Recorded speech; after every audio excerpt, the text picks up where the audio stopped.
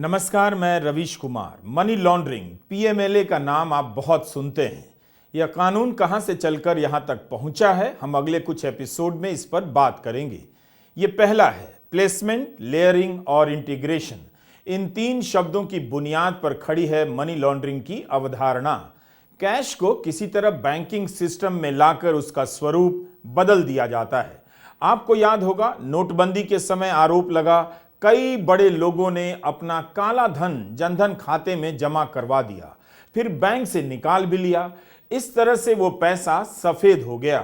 उस समय इतनी खबरें आने लगी कि वित्त मंत्रालय को बाकायदा प्रेस रिलीज जारी करना पड़ा कि कुछ लोग अपने काले पैसे को दूसरों के बैंकों में जमा करा रहे हैं और इसके बदले में इनाम भी दे रहे हैं। मंत्रालय ने चेतावनी दी कि जांच होने पर अगर निकला कि किसी और का काला धन बैंक में जमा कराया गया है तो आयकर लगाने और जुर्माने की कार्रवाई की जाएगी। साथ ही जो अपने बैंक में पैसा रखने देगा उस पर भी कार्रवाई होगी। हाल ही में जस्टिस नागरत्ना ने एक कार्यक्रम में कहा कि नोटबंदी के बाद 98% पैसा सिस्टम में वापस आ ही गया, तो काले धन की रोकथाम कैसे हुई? 98% of the demonetized currency came back to the Reserve Bank. So where were we heading towards what is called the black money eradication? I thought it was a way of converting black money into white money by this demonetization, because firstly 86% of the currency was demonetized and 98% of that currency became white money. Jan Dhan खाते के उदाहरण से आपको placement, layering और integration का कुछ तो अंदाजा हो ही जाता है। प्लेसमेंट में काला धन बैंक में जमा किया जाता है ताकि काले धन को उसके उद्गम से, ओरिजिन से दूर किया जा सके। स्मगलिंग, रिश्वत, ड्रग्स के धंधे या फिर बिजनेस का ही पैसा क्यों ना हो, उसे किसी तरह बैंक में डाल दिया जाता है। इस चरण में अपराधी पर पकड़े जाने का जोखिम सबसे ज्यादा होता है। अलग अलग बैंकों में कई सारे छोटे छोटे बैंक खाते खोले जाते हैं, इसे स्मर्फिंग कहते हैं। इसके अलावा काले धन से ऋण चुकाया जाता है, महंगे निवेश किए जाते हैं, मनी ट्रांसफर और एक्सचेंज में पैसा घुमाया जाता है, विदेशी मुद्रा खरीदी जाती है या बढ़ा चढ़ाकर रसीदें दिखाई जाती हैं। कई तरह से प्लेसमेंट किया जाता है। इसके अलावा पेमेंट और घूसखोरी कैश में भी होती है। प्लेसमेंट के बाद नंबर आता है लेयरिंग का। इसके जरिए काले धन को असल मालिक से दूर करने का खेल शुरू होता है ताकि किसी को पता न चले कि काले धन का असली स्वामी कौन था। बार बार पैसे को अलग अलग बैंक या वित्तीय संस्थाओं में घुमाया जाता है। जैसे ही पैसे को उसके उद्गम से, ओरिजिन से दूर कर दिया जाता है, यानी अब पता न चले कि आया था कहां से और किसका था, फिर खेल शुरू होता है इंटीग्रेशन का। अब इस पैसे को वापस अर्थव्यवस्था में लाया जाता है। कई तरह के खातों से होते हुए यह पैसा वाइट लगने लग जाता है। तरह तरह के बिजनेस दिखाए जाते हैं कि उससे आ रहा है। नकली कंपनियां बन जाती हैं, नकली रसीदें बनाई जाती हैं, संपत्तियां खरीदी जाती हैं, निवेश होता है और एक दिन उस पैसे के दम पर कोई नया कारोबार खड़ा कर दिया जाता है। आपको पता ही नहीं चलेगा कि सामने जो बिजनेस दिख रहा है उसमें लगा पैसा कहां से चलकर आया, कितने तरह के खातों और कंपनियों के नाम और धंधे से गुजरता हुआ सामने के बिजनेस में लगा है। प्लेसमेंट, लेयरिंग और इंटीग्रेशन को समझने के लिए यहां एक और उदाहरण देना जरूरी है। यह केस इंग्लैंड का है, साल है 2017। $250 मिलियन की मनी लॉन्ड्रिंग का मामला पकड़ा जाता है। जांच हुई तो पता चला इंग्लैंड में ड्रग्स बेचा गया है। उसका पैसा कैश में एक एम्बुलेंस में भरकर पेरिस भेजा गया। वहां इसे गिना गया और बूढ़ी औरतें लेकर जाती हैं एंटवर्प। एंटवर्प के ब्लैक मार्केट में इससे सोना खरीदा जाता है। नकली रसीद लेकर कुछ लोग दुबई जाते हैं और सोना बेच देते हैं। सोना बेचकर पैसा फिर से उनके हाथ में आ जाता है और काला धन सफेद होकर दुनिया भर के अलग अलग बैंकों में पहुंच जाता है। ड्रग्स का पैसा किसका था पता करना अब असंभव होने लगता है, लेकिन जिस ड्रग्स से लोगों को तबाह किया गया उसके पैसे से एक दिन एक नया धंधा खड़ा हो जाता है। मनी लॉन्ड्रिंग को समझना आसान नहीं है और ना ही पकड़ना। मनी लॉन्ड्रिंग शब्द आया कहां से? आपने बूटलेगिंग या बूटलेगर तो सुना ही होगा। अमेरिका में जब शराबबंदी हुई तो इसकी स्मगलिंग शुरू हो गई।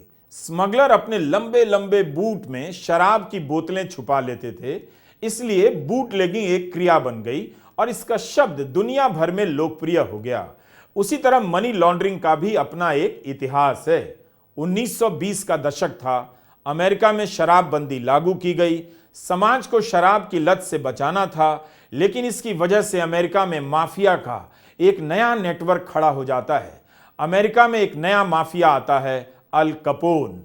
माफिया के इतिहास का सबसे कुख्यात और खतरनाक सरगना। शराबबंदी के दशकों में अल कपोन का तस्करी का साम्राज्य बड़ा होता चला जाता है।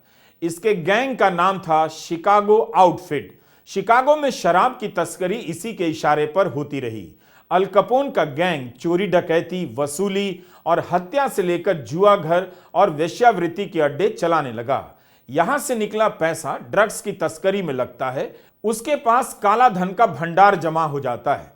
अब बारी थी कि इस काले धन को कहां छुपाया जाए, किस तरह से लगाया जाए ताकि पैसा सफेद हो जाए। अल कपोन अब कसिनो खोलने लगा, लेकिन अब उसने एक नया धंधा पकड़ा, लॉन्ड्रोमैट। ऐसी दुकान जहां आप कैश देकर अपने कपड़े धुलवा सकते थे। आपका कपड़ा भी धुला और उसका पैसा सफेद हो गया। उस पैसे में अपना पैसा मिलाकर वो बैंक में जमा करने लगा और इसी तरह से एक शब्द का जन्म होता है, मनी लॉन्ड्रिंग। अल कपोन इस शब्द के इतिहास से हमेशा के लिए जुड़ जाता है। माफिया अल कपोन ने कभी बैंक अकाउंट नहीं खोला। अपने पूरे जीवन में उसने सिर्फ एक बार चेक का इस्तेमाल किया। सारा कारोबार कैश में हुआ करता था। अल कपोन के ठिकानों पर खूब छापे पड़ते थे, मगर किसी भी लेन देन में उसका हाथ नहीं पकड़ा जाता। कपोन ने कुछ खरीदा हो, कुछ बेचा हो, इसका रिकॉर्ड मिलना मुश्किल हो जाता था। किसी तरह फोन टैपिंग और गवाहों की मदद से अमेरिकी जांच एजेंसियां उस तक पहुंच पाती हैं और 1932 में अल कपोन गिरफ्तार होता है।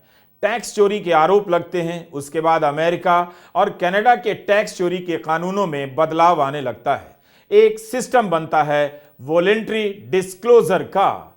आजकल कम सुनाई देता है, मगर 2016 में मोदी सरकार ने भी वॉलेंट्री डिस्क्लोजर की योजना लाई थी। आप काला धन बताकर उस पर टैक्स देकर उसे सफेद कर सकते थे और कानून के चंगुल से हमेशा हमेशा के लिए आजादी की गारंटी ले सकते थे। इस एपिसोड में आप इतिहास और वर्तमान की साथ साथ यात्रा करने लगेंगे, क्योंकि जो होता था आज भी हो रहा है। बस जिसे पकड़ा जाना चाहिए वो नहीं पकड़ा जाता है। हम मनी लॉन्ड्रिंग शब्द के पैदा होने की परिस्थितियों की बात कर रहे हैं और आपको दिखाना चाहते हैं कि कैसे इस कानून के जरिए भारत के लोकतंत्र से विपक्ष का सफाया किया जाने लगता है। एक खास तरह के आर्थिक अपराध को रोकने के लिए लाया गया मनी लॉन्ड्रिंग कानून, इसके इस्तेमाल से एक नए तरह का राजनीतिक अपराध किया जाने लगता है। शराबबंदी पर थोड़ी बात और कर लेते हैं। बिहार और गुजरात के अखबार उठाकर देख लीजिए। शराबबंदी के कारण शराब की तस्करी से जुड़ी अनेक खबरें आपको पढ़ने के लिए मिल जाएंगी। शराबबंदी के बाद शराब की तस्करी बढ़ जाती है। इसकी चपेट में गरीब लोग भी आते हैं और जेलें भरने लग जाती हैं। लोग नकली शराब से मरते रहे, मगर तस्करी बंद हो गई, ऐसा दावा कोई नहीं कर सकता। अप्रैल 2023 की इंडियन एक्सप्रेस की एक खबर है, शराबबंदी के 7 वर्षों में बिहार में 199 लोगों की मौत नकली शराब पीने से हुई। हूच मामलों की संदिग्ध मौतों को जोड़ दीजिए तो करीब 270 लोगों की मौत हुई, मगर इन 7 वर्षों में एक भी व्यक्ति को सजा नहीं हुई। मार्च 2023 में गुजरात सरकार ने विधानसभा में जानकारी दी कि राज्य में 2 साल में 6,413 करोड़ के नशीले पदार्थ और शराब पकड़ी गई। इसमें 212 करोड़ की अवैध शराब और 6,201 करोड़ के नशीले पदार्थ शामिल हैं। तो कुछ ऐसा ही हो रहा था अमेरिका में। 1919 में अमेरिकी संसद ने देश भर में शराब की बिक्री पर रोक लगा दी। इसके पीछे प्रोटेस्टेंट ईसाई संगठनों और कई दशकों का धार्मिक सुधार आंदोलनों का भी दबाव रहा था। 19वीं सदी यानी 1820-30 के समय में धार्मिक सुधार जोर पकड़ने लगा। अमेरिका में धार्मिक रूप से समाज का शुद्धिकरण होने लगा और शराब पीने को लेकर तरह तरह की नैतिकताएं गढ़ी जाने लगीं। 1800 के आसपास से अमेरिका के गिरजाघरों में शराब ना पीने की प्रतिज्ञा ली जाने लगती है। 1865 में अमेरिकी गृह युद्ध से पहले कई राज्यों ने कानूनी रूप से शराब के विक्रय पर प्रतिबंध लगा दिए, फिर भी शराब बिकती ही रही। 1880 के दशक में अवैध शराब की बोतलों का लंबे लंबे बूट में छिपाकर बेचा जाने लगा। यहीं से बूटलेगिंग शब्द की उत्पत्ति होती है, जिसका इस्तेमाल आज भी होता है। यह शब्द मनी लॉन्ड्रिंग के धंधे से भी जुड़ा है। बस इसके बाद से कनाडा, मैक्सिको, बहामास, क्यूबा से शराब अमेरिका में लाकर बेची जाने लगी। दवा की दुकानों पर चोरी छुपे विस्की भी बिकने लगी। शराब कम हुआ तो दूसरे तरीके का नशा बढ़ा। नकली शराब बिकने लगती है और लोग पैसा बनाने लग जाते हैं। चूंकि ये रात भर में छिपाकर बनाई जाती थी तो इसे मूनशाइन कहा जाने लगता है। शराब और नशे की लत के साथ हफ्ता वसूली, घूसखोरी बढ़ जाती है। जुआ, ड्रग्स का व्यापार, मानव तस्करी की चेन भी पनपने लग जाती है। अलग अलग गैंग में प्रतिस्पर्धा बढ़ने लगी, अपराध बढ़ने लगा, गैंग कई शहरों में विस्तार करने लगे। जाहिर है इन सब में सरकार की नजर से छिपकर पैसा भी घूमने लगा। गैंग वॉर शुरू हो जाता है। 1933 में अमेरिकी सरकार को होश आता है और शराबबंदी हटा ली जाती है, लेकिन तब तक बूटलेगिंग और संगठित अपराधों का साम्राज्य अमेरिका में फैल चुका होता है। इन वर्षों में माफिया अपना पैर जमा लेता है। इस दौर में गैंग माफिया के उदय पर कई फिल्में बनी हैं। हमने सभी फिल्में नहीं देखी हैं, लेकिन सर्च रिजल्ट से आपको कुछ नाम बता रहे हैं। Once upon a time in America, the Untouchables, Miller's Crossing, the Moonshine War आप देख सकते हैं। अब इस जूते को भी देख लीजिए। सोल के नीचे एक और सोल, ताकि जूतों के निशान की जगह गाय के पांव के निशान बन जाएं। इन्हें हाइफर हिल्स कहा जाता था। यह इसलिए किया गया क्योंकि शराबबंदी से बचने के लिए तस्कर चांदनी रात में खेतों में छिपकर नकली शराब बनाने लगे। तस्करों को मूनशाइनर्स कहा जाता था। ये पुलिस से छिपने के लिए ऐसा करते थे ताकि पांव के निशानों के पीछे चलते चलते पुलिस इन तक ना आ जाए। तो जिस कानून को सिस्टम को साफ करने के लिए लाया गया था, वही कानून अमेरिका में एक भयानक गैंग वर्ल्ड की स्थापना कर देता है।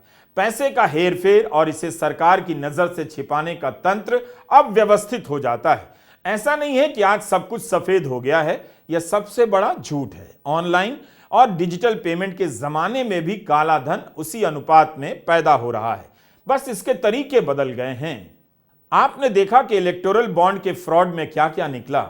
भारत के इतिहास में ऐसा कभी नहीं हुआ कि पैसे पर पर्दा डालने के लिए उसी वक्त कानून बना दिया गया जब मोदी सरकार आप आम जनता को समझा रही थी कि डिजिटल पेमेंट कीजिए, हर लेन देन का निशान होना चाहिए ताकि गलत पैसा खत्म हो, काला धन खत्म हो। लेकिन आपको धर्म का डोज देकर सुला दिया गया और कंपनियों से पैसा लेने के लिए सबसे बड़ा पर्दा कानून बना दिया गया, जिसे इलेक्टोरल बॉन्ड कहते हैं। असंवैधानिक और अवैध कहे जाने से पहले इस कानून की आड़ में 20,000 करोड़ रुपए राजनीतिक दलों के खाते में पहुंचा दिए गए। इसका बड़ा हिस्सा करीब 8,000 करोड़ से भी ज्यादा बीजेपी के खाते में गया। असली मनी लॉन्ड्रिंग चंदे के धंधे के रूप में हो रही है। किसी कंपनी के पास इतना पैसा कहां से आता है? वो पैसा किसी और का था या उस कंपनी का ही? आखिर कोई कंपनी 400 करोड़ का चंदा क्यों देगी? कैसे दे सकती है? मुनाफा 12 लाख का और चंदा 100 करोड़। ऐसा बिजनेस कौन करता है? 1 अरब 40 करोड़ की आबादी में किसी का तो दिमाग चल रहा होगा और सोच रहा होगा कि कोई भी कंपनी बीजेपी को 200 करोड़ 300 करोड़ का चंदा क्यों देगी? तब चंदा और क्यों देगी जब आईटी से लेकर ईडी रेड डालेगी। इतनी सी बात अगर लोगों को समझ ना आए तो इसी को कहते हैं राम नाम सत्य हो जाना। हम मनी लॉन्ड्रिंग के इतिहास पर बात करते करते इलेक्टोरल बॉन्ड की बात इसलिए करने लगे क्योंकि जैसा इतिहास है वैसा ही वर्तमान है। फर्क यह है कि तब कानून से बचने के लिए माफिया पैदा हुआ, अब अलग अलग देशों में माफिया ही कानून बना रहे हैं। अभी तक आपने यही जाना कि 1932 में माफिया अल कपोन गिरफ्तार होता है, 1933 में शराबबंदी वापस ली जाती है। थोड़ा फास्ट फॉरवर्ड करते हैं, आते हैं निक्सन के समय में और फिर 1980 के दशक में। हमने आपको बताया कि शराबबंदी के वापस होने तक माफिया और काले धन का नेटवर्क अमेरिका में मजबूत हो गया था। टैक्स चोरी रुक नहीं रही थी। 1969 में राष्ट्रपति निक्सन कहते हैं कि अमेरिका में युवकों में ड्रग्स का प्रकोप फैल रहा है, यह राष्ट्रीय चिंता का मामला बन गया है। निक्सन ने संसद में बयान दिया कि नाबालिगों में ड्रग्स से जुड़ी गिरफ्तारियां और सड़कों पर अपराध दोनों में 7 वर्षों के दौरान काफी बढ़ोतरी हुई है। 2 साल बाद निक्सन वॉर ऑन ड्रग्स घोषित कर देते हैं और कहते हैं कि नशा समाज का दुश्मन नंबर 1 है। 1973 में निक्सन ने ड्रग एनफोर्समेंट एडमिनिस्ट्रेशन DEA का गठन किया। उस समय का अमेरिका अवैध रूप से बेचे जा रहे ड्रग्स की चपेट में आ गया। ड्रग्स के धंधे से जुड़े गैंग अब कार्टेल कहलाने लगे। उनके पास इतना पैसा आ गया कि टापू का टापू खरीदने लगे। कई देश के अपराधी इसमें जुड़ गए। कोलंबिया का मीडियन कार्टेल, इसे रोकने के लिए अमेरिका और कोलंबियाई सरकार हाथ मिलाती है, लेकिन ड्रग्स अब पनामा के रास्ते आने लगता है। दिसंबर 1989 में अमेरिका पनामा पर आक्रमण करता है और वहां के लीडर जनरल मैनुअल नोरिएगा समर्पण कर देते हैं। ड्रग्स की तस्करी और मनी लॉन्ड्रिंग के अपराध में अमेरिका की सरकार इन्हें 40 साल की सजा सुनाती है। मगर इसके बाद के सालों में मैक्सिको और अमेरिका के बीच व्यापार बढ़ने लगता है, जिस कारण ड्रग्स को पकड़ना और मुश्किल होने लगता है। इस कारण दोनों देशों के बीच तनाव भी बढ़ जाता है। आपने फिल्मों से लेकर तमाम तरह की डॉक्यूमेंट्री में पाब्लो एस्कोबार का नाम सुना होगा। नेटफ्लिक्स पर एक शो भी है नार्कोस।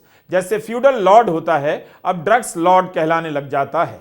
एस्कोबार लोकल लेवल पर लोगों के विकास पर पैसे लगाता है, लोगों को पैसा भी देता है और कोलंबिया की संसद का चुनाव तक जीत जाता है, लेकिन उस इलाके में अपराध कम नहीं होता। 1 साल बाद कानून मंत्री उसे संसद से निकलवा देते हैं। एस्कोबार को इतिहास के सबसे अमीर अपराधियों में गिना जाता है, तो पैसे की लॉन्ड्रिंग यहां भी जारी रहती है। 1989 में एस्कोबार फोर्ब्स की सूची में दुनिया का 7वां सबसे अमीर आदमी बताया जाता है। आज आप जिस ईडी का नाम सुनते हैं, उसकी जैसी संस्थाओं के शुरुआती कार्यों में से यही था, ड्रग्स के धंधे से आने वाला पैसा और उससे होने वाली मनी लॉन्ड्रिंग पर नजर रखना। हम इस पर बात करेंगे, लेकिन वहां तक पहुंचने से पहले समझना होगा कि कैसे शराब से लेकर ड्रग्स का पैसा मनी लॉन्ड्रिंग के जरिए सफेद होता है। केवल बड़े अपराध ही नहीं, छोटे छोटे अपराधों में भी पैसे को सफेद करने का यह चलन बढ़ जाता है। यह और बात है कि अमेरिका में ड्रग्स के शोरूम अब खुल गए हैं। कई राज्यों में कानूनी रूप से भी सीमित मात्रा में ड्रग्स मिलने लगा है। इस शोरूम को देखकर आप आईफोन के शोरूम की कल्पना कर सकते हैं। दूसरे राज्यों में ड्रग्स के सेल को लीगल करने की बहस जारी है।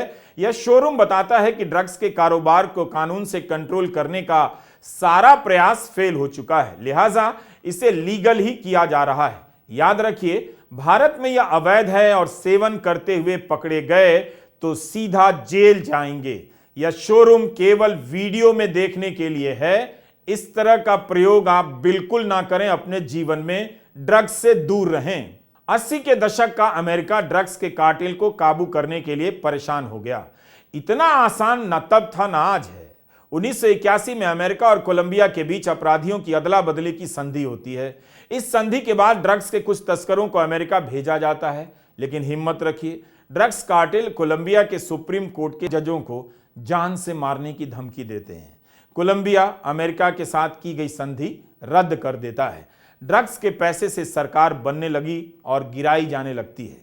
भारत में ऐसा होता है या नहीं, आप इस निष्कर्ष पर इतनी जल्दी ना पहुंचें। धड़ाधड़ इन खबरों को देखते जाइए। दिसंबर 2022 की बात है। लोकसभा में अमित शाह ने कहा कि सरकार ने देश भर में 472 जिलों में नशीले पदार्थों की तस्करी के रूट ट्रैक कर लिए हैं। कोई कितना भी बड़ा अपराधी क्यों ना हो, अगले 2 सालों में जेल के भीतर होगा। उन्होंने जानकारी दी कि 2014 से 22 के बीच 97,000 करोड़ के ड्रग्स पकड़े गए।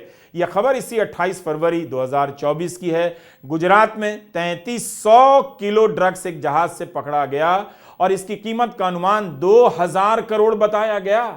2021 में 21,000 करोड़ का ड्रग्स मुंद्रा बंदरगाह पर पकड़ा गया था।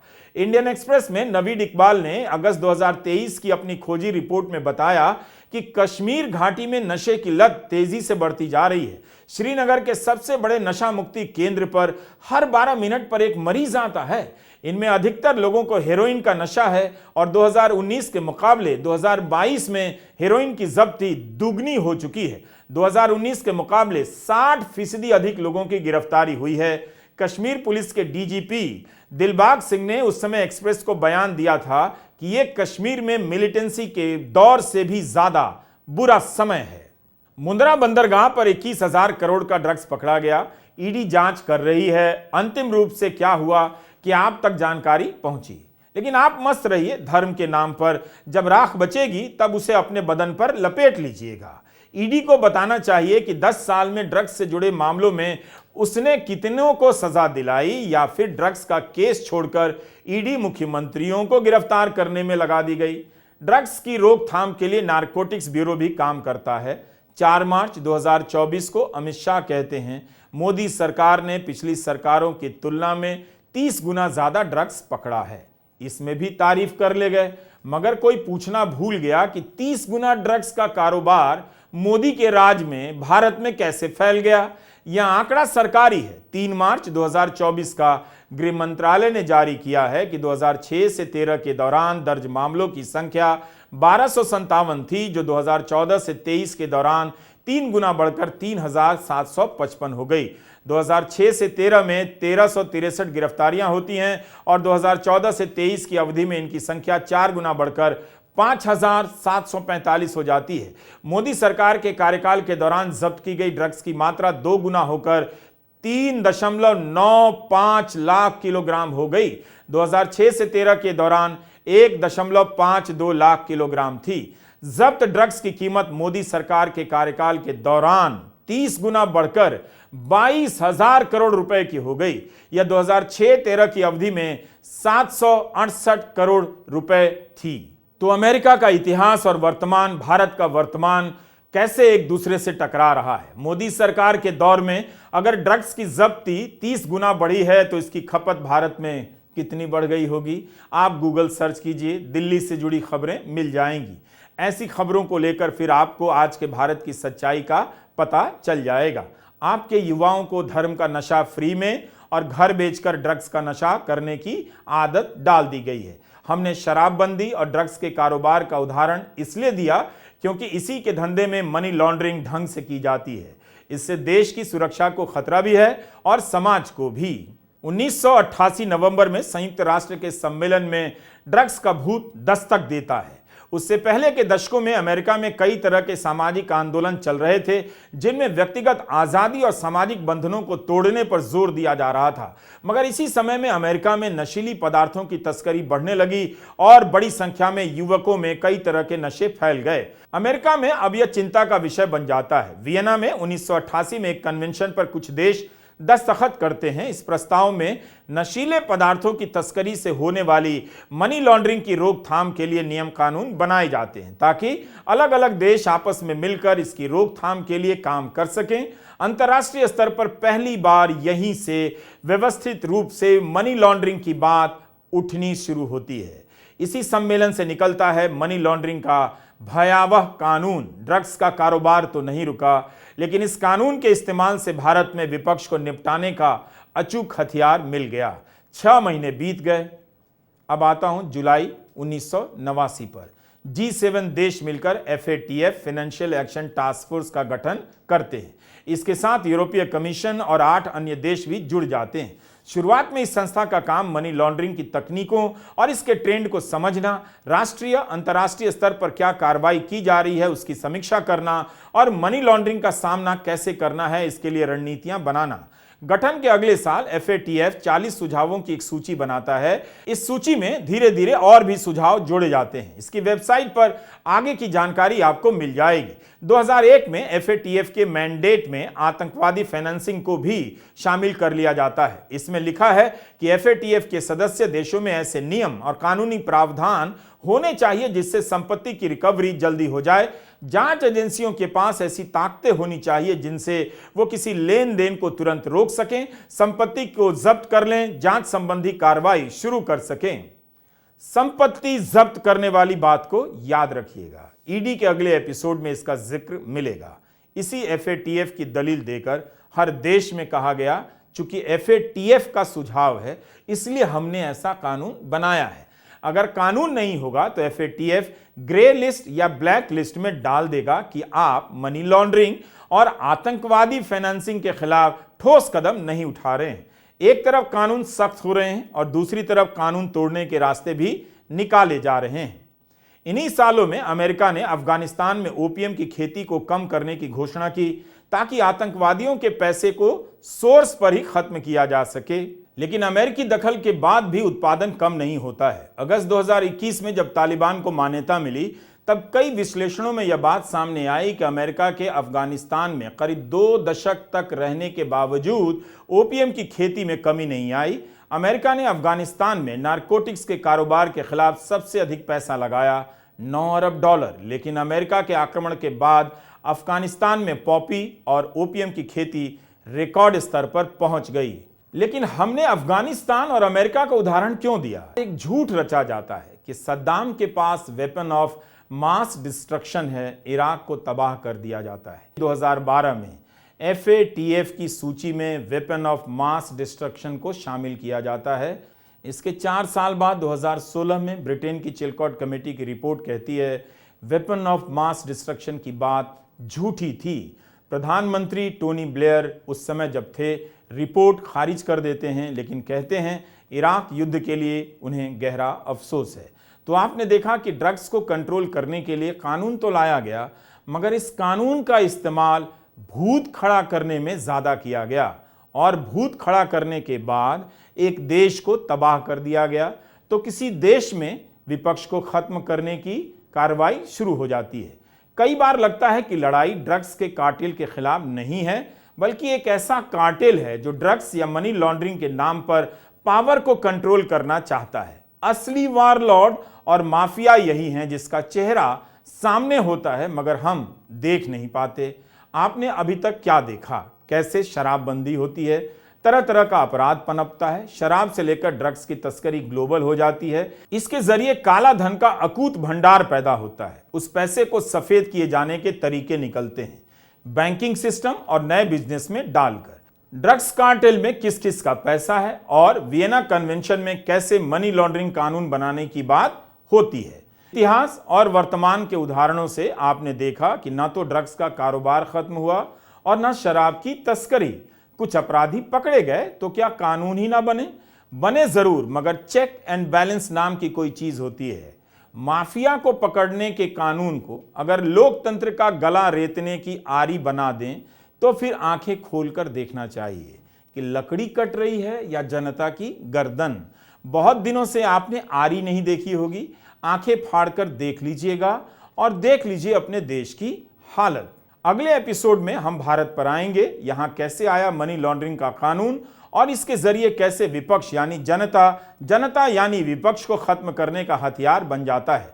थोड़ा समय लगेगा, मगर उस एपिसोड का इंतजार कीजिए। जब भी आएगा दूसरा हिस्सा देखिएगा। नमस्कार, मैं रवीश कुमार।